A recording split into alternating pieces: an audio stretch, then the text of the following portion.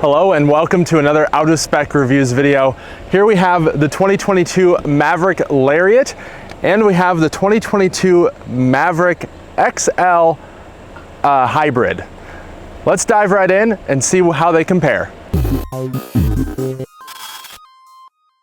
going to start under the hood of the hybrid version.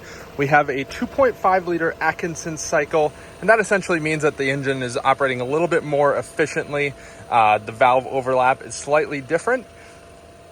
2 liter hybrid powertrain with a 1.1 kilowatt hour battery, a 96 kilowatt electric motor, and that's paired with a CVT transmission. You can see the high voltage lines there. That's how you can tell that this is a hybrid. And over here we have the Lariat, and this has a 2 liter turbocharged EcoBoost engine. This one does have more power. This is a front wheel drive variant, but you can actually get this in a all-wheel drive as well. And whether you get the front wheel drive or the all-wheel drive, either one of them are paired to 8-speed automatic transmission rather than the CVT like the hybrid. On the front, all Mavericks do have standard LED headlights. This one being a Lariat, it does not have the tow hooks. If you get the FX4 package, you can get optional tow hooks.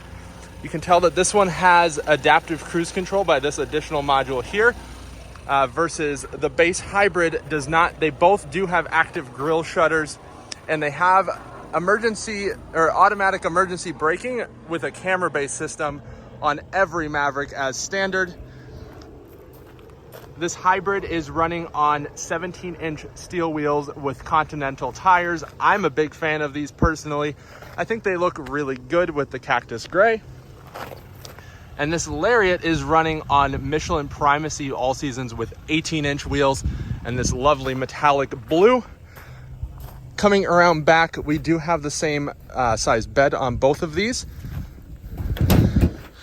This one does have a spray-in bed liner as well as a folding tonneau cover.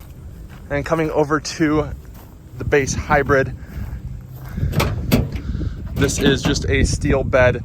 All Mavericks do have these slots for some DIY things as well as pre-threaded holes throughout. So you've got a slot there, slot there, slot here. That allows you to add some boards, some customization. Got pre-threaded holes up here if you want to make a rail system. You've got 4 tie downs in the bed on the base model. The Lariat does have 10 tie downs. And what's slick about this bed system, so you can actually put it into this upper position, and that makes it level with the wheel houses. So that way you can actually put 4x6 boards in here, and it does have a 1,500 pound payload. This being the base model does not have storage cubbies, but it does still have the 2 12-volt power supplies, and they call that as part of the flex bed system. Those are 20 amp 12-volt fused power supplies for whatever you'd like to use them for. Let's jump into the interior here of the Lariat. This does have a little bit more premium interior.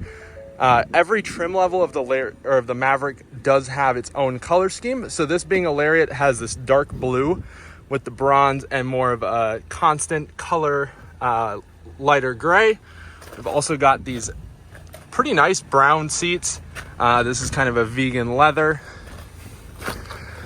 And the Lariat is actually the only trim that comes with a push button start. Every other one has a typical key. And a little bit more on the Lariat here. So we do actually have a power rear window,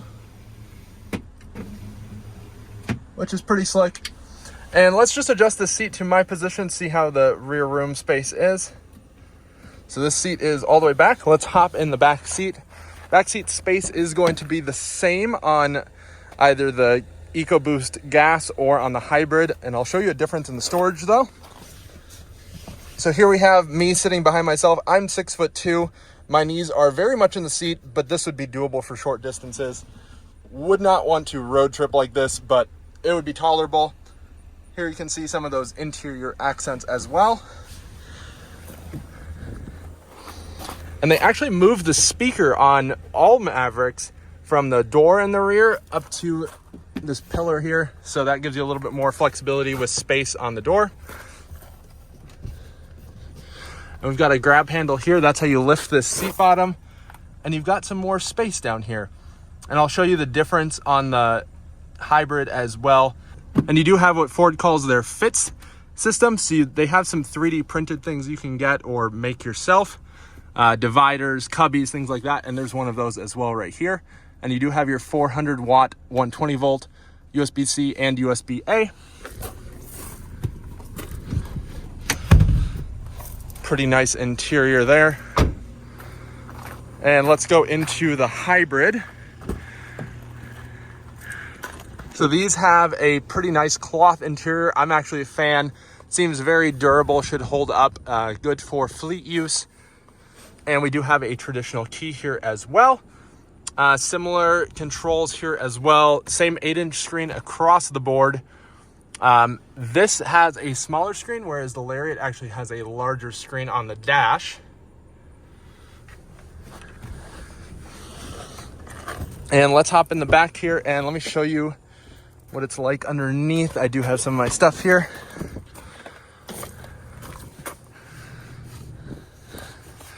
So we're not going to open it all the way, but you can see the 12 volt battery is underneath the rear seat on the hybrid models only. And this being a base car, it just has a 12 volt outlet back here, which depending on your use could either be a positive or negative, that you don't have the 400 watt, 120 volt and the USB outlets.